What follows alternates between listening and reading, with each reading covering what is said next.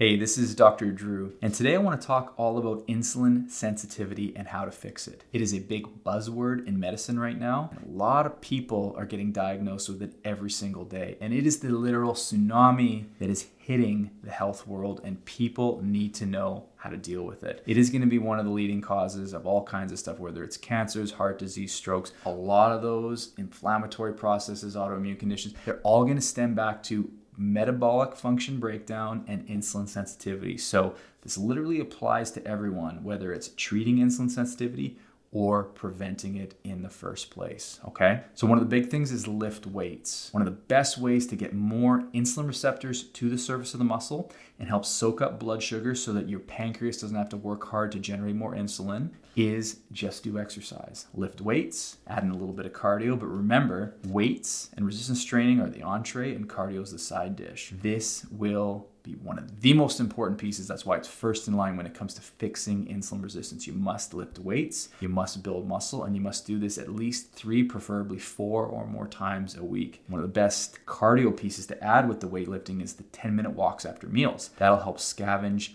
blood sugar from the bloodstream. Your insulin cells in the pancreas that generate insulin won't have to work as hard. And so it's a good way to just back off and ease off the metabolic machinery and demands from the meal by just doing a 10-minute walk after each meal. It's not the same if you do a long 30-minute walk at the end of the day. So we need to get more walking, more steps, especially after meals, into our life to help fix this. Number 2 is do sprint intervals. If you look at people that sprint for a living, they are super lean. They have good muscle tone and their insulin and blood sugar systems are dialed. So sprinting, explosive type stuff, whether it's just sprints up hills, sprints on flat, sprints on the bike, any type of sprint where you're really digging in hard and utilizing all your muscle is super important. Because when you do low intensity, low effort, that doesn't get all the muscle fibers contracting. But when you do weight training highly intense or sprint really fast or do like hard pedaling on the bike, that gets all the muscles firing from your slow twitch all the way up to your fast twitch. And those are amazing at balancing your insulin and blood sugar system, okay? Number 3 is build muscle. If you're gonna lift weights, that should be goal number 1. Goal number 2 with lifting weights is put on some muscle, whether that's the guys or the girls. Muscle will save you. It's a glucose disposal agent. So you have to think of this. Glucose only has a few places to go. When you consume food, glucose hits your bloodstream,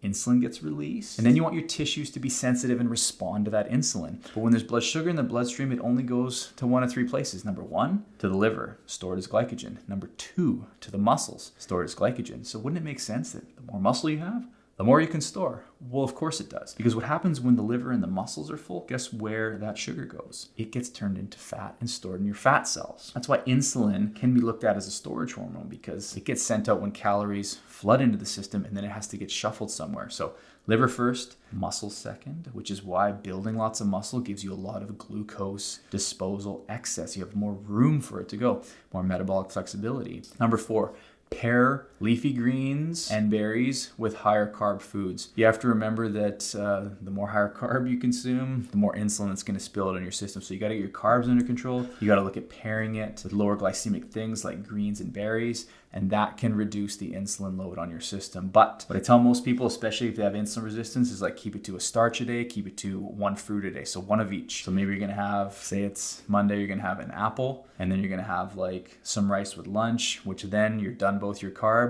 Dinner is going to be low carb, so it'll just be fat and protein. Or maybe you just want protein and fat in the morning, and then you'll have your fruit with lunch, and then maybe some starch with dinner. But you see where I'm going with this. If you start to build more muscle, change your metabolism, and you're soaking up a good amount of blood sugar from all the other effort that you're putting out, then you can start to earn more carbs, and then we can start looking at bringing, 3rd and 4th serving in. But I never go to 0 usually, because that's really hard for people to do. But maybe, especially in a bad situation, you have to go with the low just for a bit, and then you can slowly earn more. Number 5, avoid trans fats. These are going to be hydrogenated, solid at room temperature, brutal synthetic man-made fats, and they are super hard on your system and they will mess up your metabolism. So the main fats you want to consume, like avocado, coconut oil, egg yolks, nuts and seeds, olive oil, maybe a little bit of butter and ghee, and then all those vegetable oils, the trans fats, the industrial seed oils, they all need to be eliminated completely. Those set the cardiovascular system on fire, and you just don't need those in your life, okay? So avoid trans fats, avoid the industrial seed oils, and avoid the vegetable oils. Number 6 is balance your omega-3 to omega-6 ratio. Many, many years ago, long before the industrialization period and the inundation that we've had with supermarkets and fast food and sugar at our fingertips. Our oil ratios of omega-3 to omega-6 used to be 1-to-1, and now they're more like 5-to-1, 10-to-1, 20-to-1, like way too much omega-6. Those oils I was just telling you avoid, like the industrial seed oils and the vegetable oils, we're getting way too many of those relative to omega-3. So you're trying to get that ratio back down. So what you need to do is increase omega-3 consumption and decrease omega-6 consumption, because those are the oils that make up the phospholipid bilayer of all the cells in your body. They can balance inflammation in your system, and if you're an inflamed system, your insulin resistance and your glucose handling is going to be totally out of whack. So this is huge. You want to maybe do an RBC omega-3 test to kind of see where your status is at and see how aggressive you have to be with fish oil repletion, more cold water fatty fish, maybe 2-3 servings a week, and then dramatically reducing the vegetable oil consumption. Okay. Number 7, let's talk about some nutrients that are super helpful for making sure insulin does its job. Chromium, 450 micrograms a day is a really good one.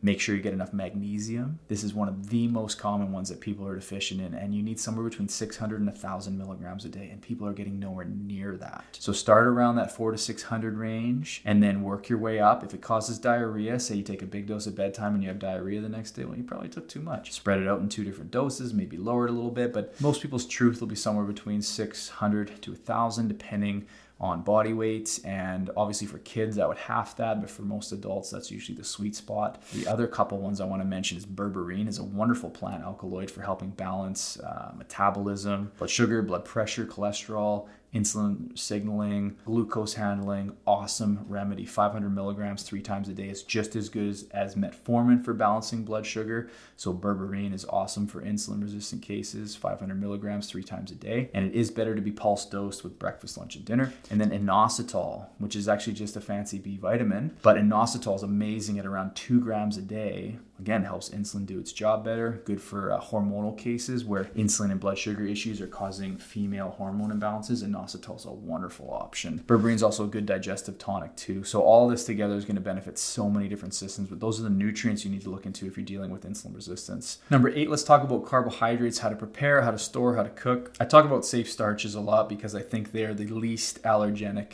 potential with respect to starches and carbs and grains. So I like white rice, I like sweet potatoes, I like yams, but obviously in someone with blood sugar issues, portion control is important, how you store it is important, and you can actually increase resistant starch, which has less sort of metabolic impact on your system when you consume them by simply cooking your carbs, storing them in the fridge, and then allowing that process to kind of take place in the fridge where it gets a little more resistant starch built up in it so that when you consume them as leftovers, it's less hard on your metabolism. Because if you take a baked potato right out of the oven or a boiled potato, it's like it's one of the highest on the glycemic index. It just like spikes up. It's like going to just flood your blood sugar into your system really fast. But if you cook them, bake them, boil them, whatever, put them in the fridge, let them do their thing for a day or two, it generates more resistant starch, which helps just slow the release into your system when you then eat them. So I also, just as a side note, don't recommend a lot of brown rice relative to white. Maybe it spikes your blood sugar less intensely, but the brown rice is full of more toxins. It's got anti-nutrients on that husk or hull on the outside, and it's really hard on your gut and digestive system to digest, so I just don't recommend it. Just good old-fashioned white rice, portion controlled,